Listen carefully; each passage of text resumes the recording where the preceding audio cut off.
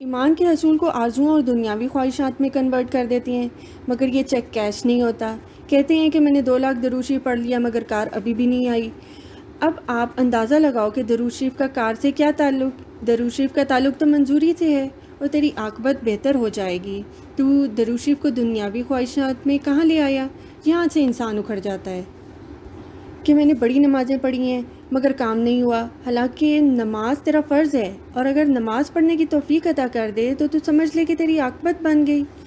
مقصد یہ ہے کہ یہ مسئلہ نماز کے ساتھ تعلق ہی نہیں رکھتا۔ نماز کی تو بات اور ہے، اگر تجھے نماز پڑھنے کی فرصت مل جائے تو یہ بڑا ہی تعلق ہے۔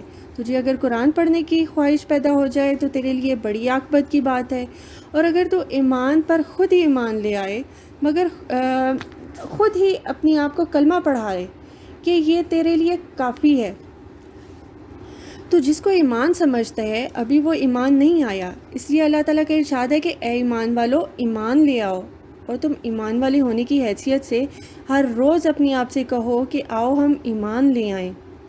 اپنے ایمان پر ایمان لے آؤ اور اپنے ایمان پر پختہ یقین رکھو، کیونکہ یہی تمہارے لیے عاقبت کا آسان راستہ ہے۔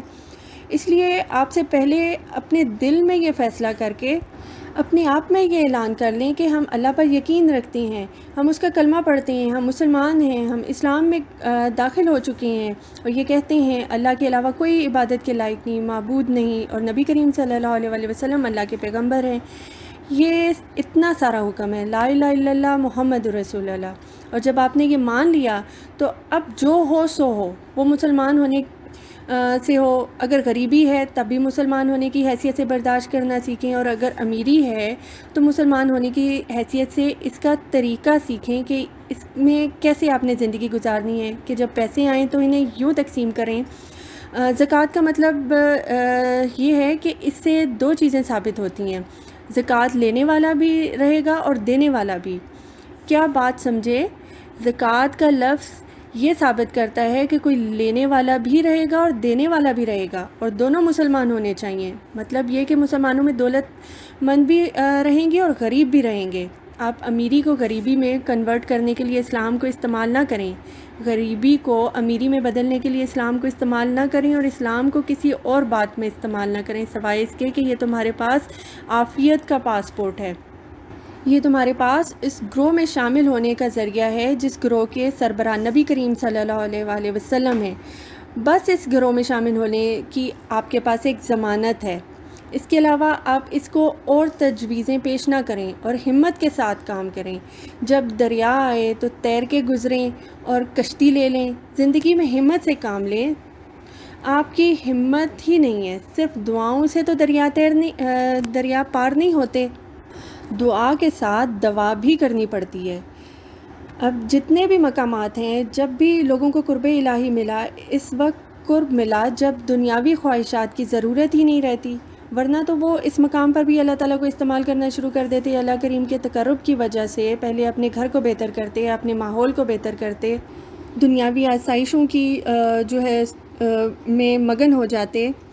اللہ تعالیٰ نے دین کو سادہ کر دیا کہ یہاں سے تم نجات پا جاؤ، مگر تم یہاں نجات پانے سے گریز کر رہے ہو، یہاں پر ٹھہرنے کا پروگرام بنا رہے ہو۔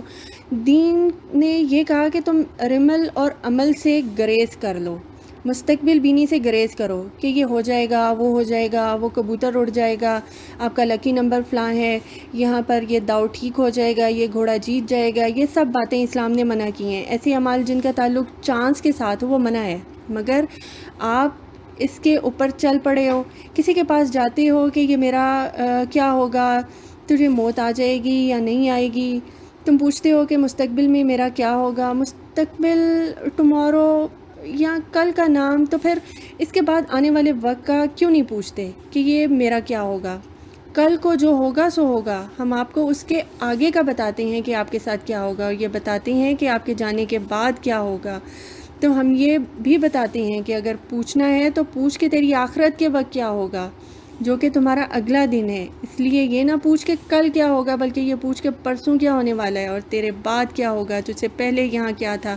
نہ تجھ سے پہلے زندگی میں کوئی کمی تھی، اور نہ تیرے جانے کے بعد کوئی کمی ہوگی، نہ تیرے آنے سے ویرانوں میں جو ہے ویرانیاں ہو جائیں گی، اور نہ تیرے جانے سے آبادیوں میں کوئی اضافہ ہو جائے گا۔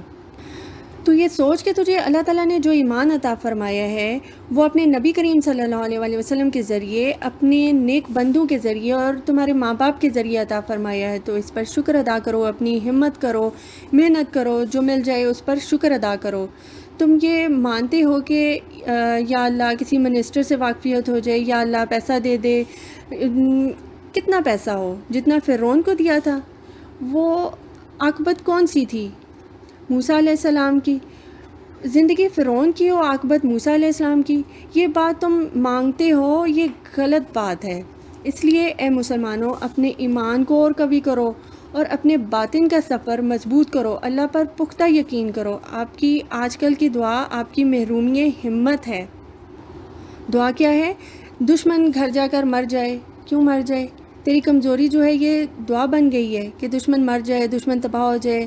پرانے زمانوں میں کہتے تھے کہ جرمنی کی توپوں کو کیڑے پڑ جائیں، کبھی توپوں کو بھی کیڑے پڑے ہیں۔ اس لیے آپ ہمت کرو، آپ اپنے آپ کو مضبوط کرو، اپنے عقائد کو پختہ کرو، یقین کے ساتھ اللہ کے سامنے جھکو کہ اس نے جھکنے کا حکم فرمایا ہے، اس نے موقع عطا فرمایا ہے۔ یہ اللہ کی مہربانی ہے کہ اس نے جھکنے کا موقع عطا فرمایا ہے۔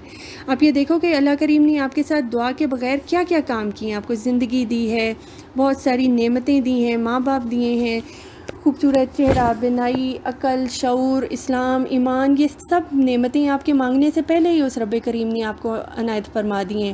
آپ اپنے ایمان کو قوی کرو، خطرہ کوئی نہیں ہے۔ یہ نہیں ہو سکتا کہ اللہ تعالیٰ غافل ہو جائے، نعوذ باللہ اگر غافل ہو جائے تو ہو سکتا ہے کہ کسی کو موت ہی نہ آئے۔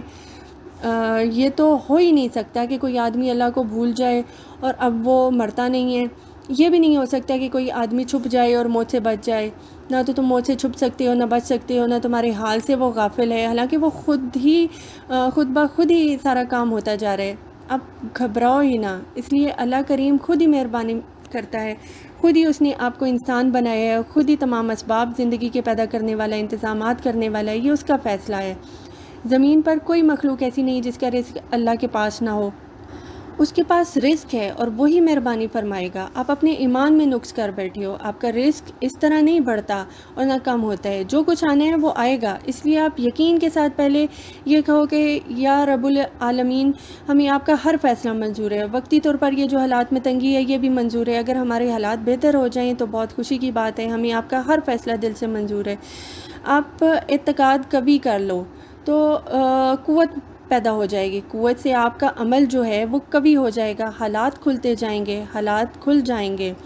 اب حالات اس لیے نہیں کھل رہے کیونکہ آپ پسماندہ ہو چکے ہیں، آپ بجھ چکے ہیں، آپ کا کانفیڈنس جو ہے وہ شیٹر ہو گیا ہے کیونکہ آپ اپنے ایمان میں نقص نظر آ رہے ہیں آپ کو۔ اس لیے دعا کرو کہ آپ کا اپنے ایمان پر ایمان آ جائے، اور یہ بڑی ضروری بات ہے۔